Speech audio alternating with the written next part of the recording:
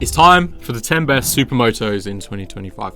Supermotos, or Supermotards in reference to their supposed French heritage, are perhaps the most unique bikes on the road, and also some of the most fun. It all started back in the US superbiker races around the late 1970s, where riders competed on a mix of dirt and road tracks on bikes with street wheels, brakes and tyres, with the French then running similar high-profile events to great success. Yamaha's XT600, for example, inspired many interpretations and resulted in some wicked bikes, though these road legal production versions are somewhat niche in their use. Not quite motorway tourers, but they're certainly some of the punchiest fun available to buy. Tall, ultra lightweight, nimble, and many new riders are persuaded into two wheels by Supermotos. And it looks like Supermoto fans are well served this year. It's getting very interesting. Let's check the best picks for 2025 in price ascending order. First up at £3,530, you have the Aprilia SX125. It's probably the definitive and best all-round learner supermoto, though KTM may have something to say about that. The SX125 was launched in 2008, and it's comprehensively updated in 2018. It's the Supermoto sister bike to the Aprilia RX125, a trail bike, and they're both derived from the RS125 that you'll all know as their sports bike.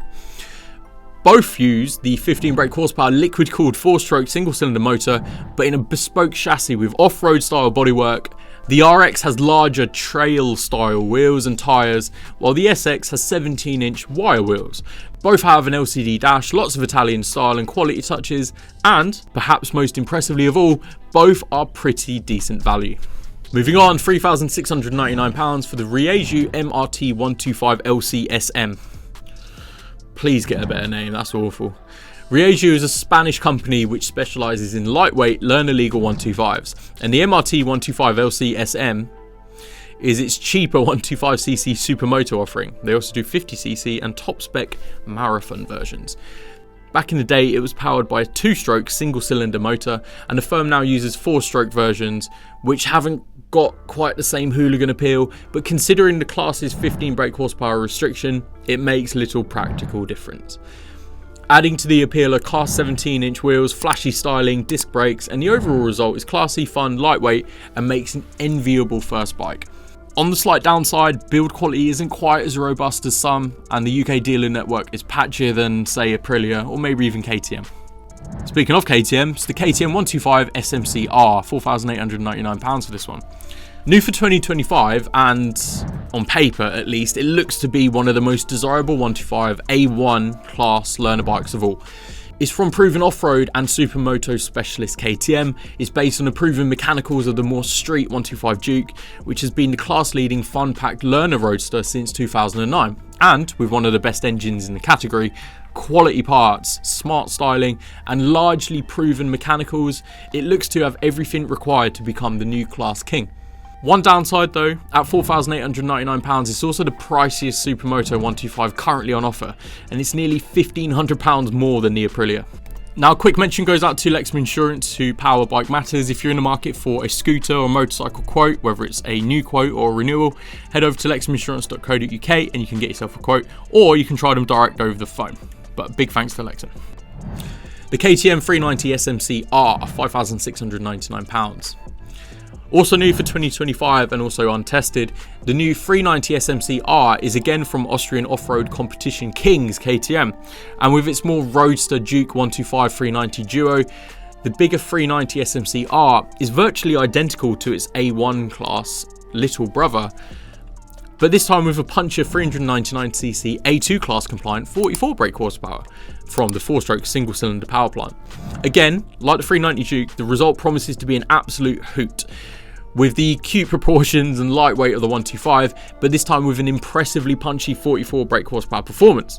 It looks set to be mouth-wateringly fun on the road. On the downside, practicality certainly isn't its forte. It's likely to be a chore over any kind of distance, and it's £800 more expensive than the 125 too.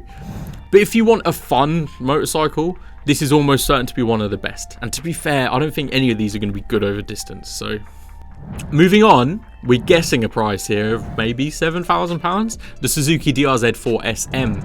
Yes, another newcomer for 2025. I did tell you that Supermotos were getting interesting again this year.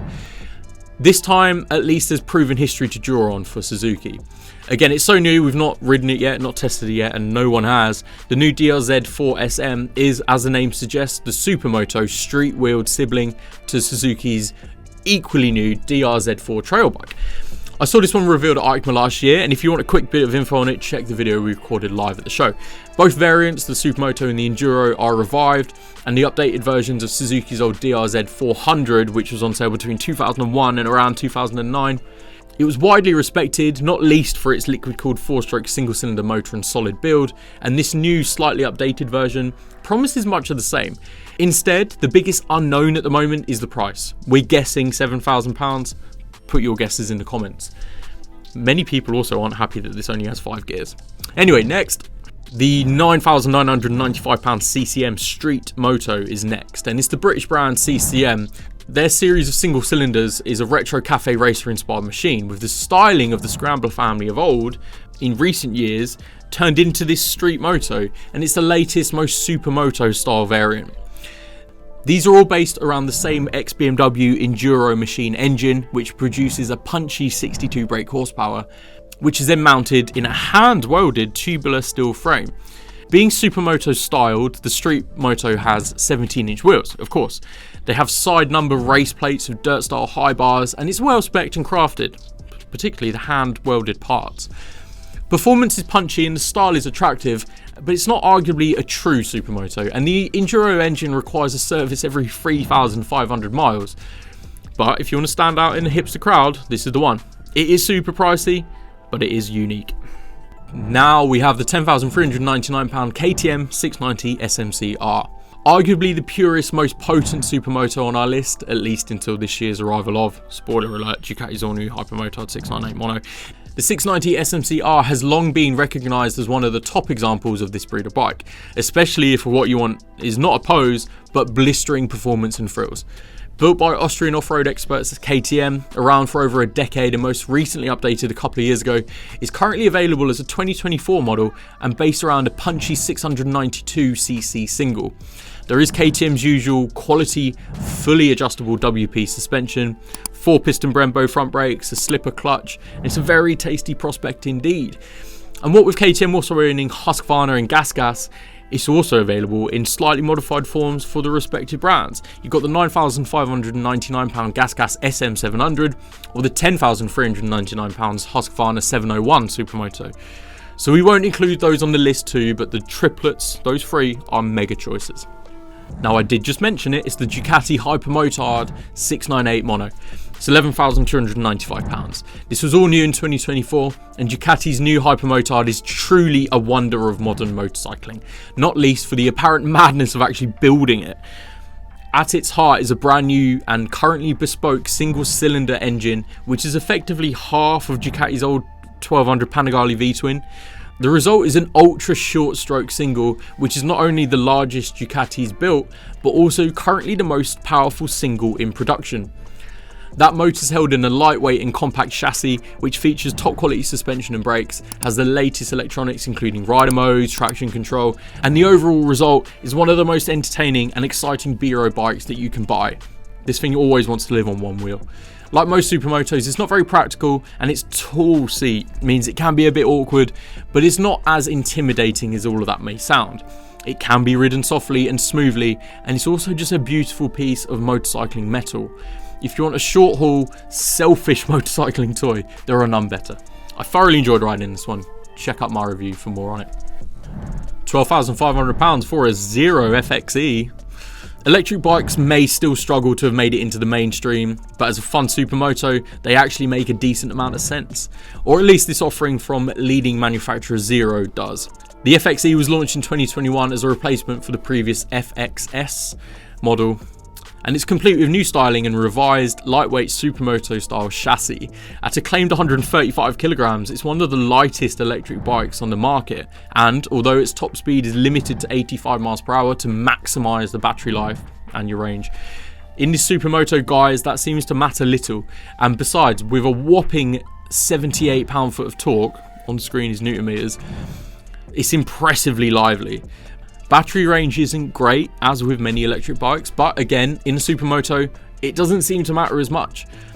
It's not exactly cheap, but the FXE is a great fun, nimble, hilariously lively, and it's one of the most compelling electric bikes currently available.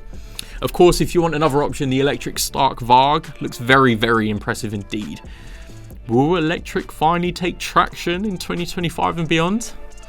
Guesses below, please. And then we have the £13,095 Ducati Hypermotard 950, a personal favourite here. And whilst Ducati's all-new Hypermotard 698, see earlier, has grabbed all of the headlines in the Supermoto class, its predecessor, the Hypermotard 950, which lives on, is still more than worth a look. As a V-twin, it may lack a singles purity, but it also compensates for that with added versatility and long-leggedness. It was first launched in 2007 as an air-cooled Hypermotard 1100 with the 796, 821 and 937 versions following. The 950 arrived in 2019 and is still a bike that loves carving mountain hairpins. The 113 brake horsepower engine has plenty of punch. It's more nimble than most bikes, it's a blast to ride, and if you want more, Ducati also has the stylish RVE version for £14,095. and an upspec SP version with Marchesini wheels, longer travel Olin suspension, carbon bodywork, and a Termignoni exhaust for £16,795. What a beautiful bike. What's your pick of the bunch? Let me know. Take care and ciao.